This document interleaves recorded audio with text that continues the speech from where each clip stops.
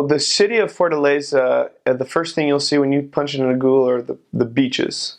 And it kind of looks like Waikiki Beach, like kind of the beach, you got the road, and then you got the tall buildings. So if you punch in Google, Fortaleza, Brazil, that's going to be the image you're going to see. You're going to see the beach, and you're going to see the big, tall high-rises, the high-rise buildings, which is kind of funny because most missionaries never see that. We're not allowed to go to the beach, and most missionaries don't get to spend time in that part of the city that has the high-rises. Like I said, it was my second area, Aldeota, that has those high-rises, and most missionaries don't get to serve there. The ward takes up pretty much all the high-rises. It's a difficult area to serve in because most people live in tall apartment buildings that you can't enter to kind of make contact with them. So what you're going to see on Google Images is not really what you're going to spend 2 years with.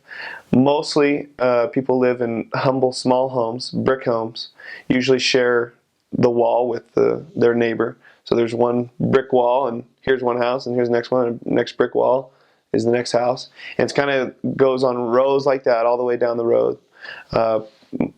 Mostly paved roads. There's some areas, a lot of areas that two areas I served in, a lot of dirt roads, and kind of small dirt roads that you can't even fit a car down, but people have put up bricks and they've put up homes. You're going to see a lot of people that are surprised probably to see you, especially as an American, a big white guy walking around. Most of them are smaller than I was, at least. I mean, I'm a big guy, but most of them are smaller. They're dark-skinned, and you kind of stick out when you're a big white guy walking around these dirt paths that probably have never seen a big white guy. But it's actually kind of fun because one great thing I love about the people there is they love talking with people. They love getting to know people. They're very friendly. They're very funny. They love laughing. They love sharing experiences with people. So, you're walking down the street and they won't care. They're like, hey, where are you from? That's just like everyone's buds there. They've never met you in life, but all of a sudden you're their best friend. That's something I love about the culture there. I think culture in much of Brazil is like that, where I just went to a dinner the other night with, like I said, a bishop that I served with, and he had lots of Brazilian friends over. I had never met most of them in my life, but we were best friends the entire night. They didn't care. We were laughing and hugging each other and just, speaking the entire night, and there wasn't, this silence, oh, where are you from, all this stuff. It was just like, hey, you're my brother. And that's something I really loved about the culture. Day-to-day life as a missionary and day-to-day life as a citizen of Fortaleza is obviously very different, as you're going to see that anywhere you serve a mission. Day-to-day life as a missionary is very similar. We all have that same schedule that we follow. You wake up at 6:30. It depends on the mission. Sometimes they change the hours, but you wake up at 6:30. And you study at 8 by yourself. You study at 9 with your companion. You study the language at 10, and then you're on the streets. You eat dinner, and you eat lunch, 1 hour each. Other than that, you're teaching people. The transportation is all done, at least for missionaries, through the public bus system, which is fun because the buses, they go fast, and they're absolutely packed. And it's fun going to the bus terminal and kind of waiting for the bus, and there's just these masses, and the bus doors open, and masses just enter it, and you're just kind of in there, and you're kind of pushed up in there, and people are pushing you, and that's the way it goes. It's and those doors close, and sometimes they close on you, and the bus just keeps going. But it's a lot of fun. It's something you get used to, and it's a huge part of missionary life is riding the local bus in Fortaleza. That's how we get to anywhere.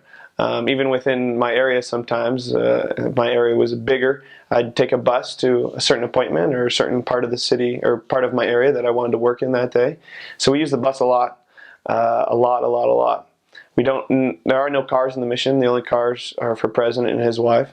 No other missionaries have cars. No other missionaries have bikes.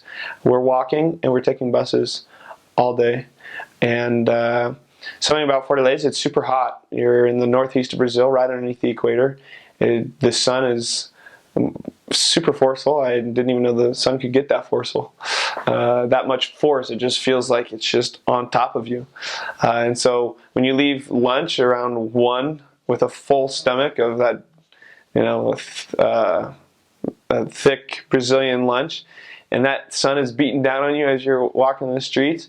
And that's when times just got to be like, we got to go to a contact, we got to go to an appointment, because that that kind of what they call it, moleza, kind of just gonna kind of hit you, and you're gonna be tired. And most people there, something that makes it even worse is most people sleep during that time there. They usually, if they work outside of their houses, which a lot of time they don't, they usually work with inside their houses, either sewing or kind of their own business to get by. But if they work outside their houses, usually they come home for lunch and then they sleep in their hammocks that they put up in their rooms for about 2 hours. And so the time right after lunch until around 3, it's pretty lonely on the streets. So you got to plan appointments to meet with people, and they're fine meeting with you during that time. But most people sleep right after lunch, and the streets aren't too busy. But then once the sun starts going down and it gets a little cooler, everyone comes out of their houses. They line up the roads with chairs, and they just sit out there the rest of the night. And around 7 to 9, the streets are absolutely packed. I remember my first week, I'd walk down the streets and I'd think, is there a parade coming behind me? Because everyone just has their chairs and they're just lining the roads. But it's just their social activity. That's what they do. It gets really hot inside the houses during the day, and so they get the breeze through the streets. Everyone comes out and they sit there, and they just play music, and they kind of make food, and everyone's laughing, and many times drinking. And it's a fun culture. It's fun to be around. Fortaleza is a great city, and depending where you are in the city, it's going to be my second area is Aldeota. It's completely different from all the other parts of Fortaleza. It's the richer part of the city. It's a lot of people actually come from other parts of Brazil to live there. It's kind of like a big city in the United States, very developed. But then the further you get away from that part, and the further actually you get away from usually the coastline, because the coastline is where all their tourism happens. That's where all the money is. The farther you get away from it, usually the poorer it is, and kind of the kind of dirt roads and the brick buildings come up. But day-to-day life in Fortaleza is awesome, but it's hot. But when it rains also, and it rains probably 2 weeks out of the year, but it dumps when it does. So, but it's fun. It's humid as well. So the main thing to see there are the beaches. People come over from all over Brazil and all over the world to see the beaches of Fortaleza, and the beaches right outside of Fortaleza within the state of Ceará. Some of the best beaches in the world. Obviously, I didn't get to see much of it as I was a missionary, but that's what people tell me. I'm sure they're cool.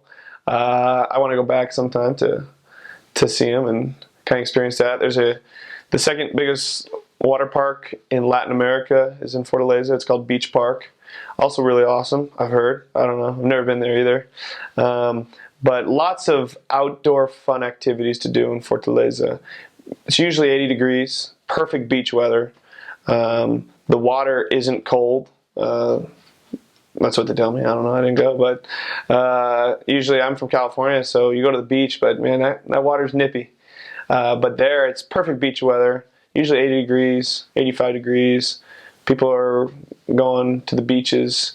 They're going to the water park, and they're just doing lots of fun activities. There's lots of lakes around Fortaleza that people go fishing in, and it's just a great city. I'm actually excited to go back one day, just as not as a missionary, just to kind of experience what it'd be like to go to those tourist attractions, if you will. Fortaleza was a host of the World Cup. It was one of the host cities for Brazil, so there's a huge soccer stadium called Castelão, and they had several World Cup games there. They have 2 big soccer teams.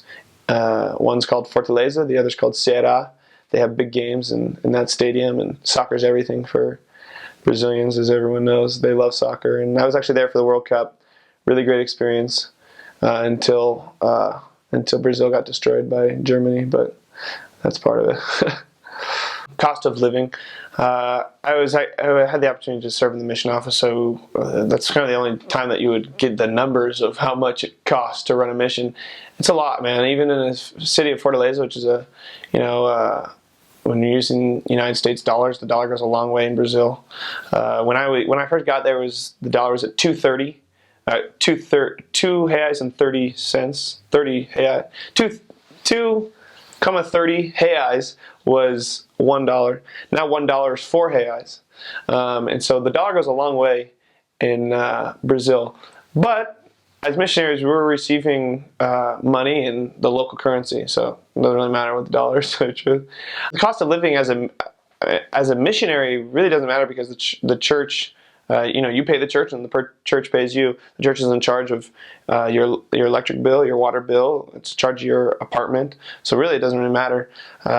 Obviously, the cost of living where I lived in Aldeota, which is the big financial center of the city, very expensive, but lots of other parts of the city super cheap when you're living in an apartment. But all the missionary apartments are usually the nicest houses or apartments in the area. That's something we do. I worked in the mission office, so that's something that we would work on, is making sure the apartments are good and making sure they're acceptable for servants of the Lord.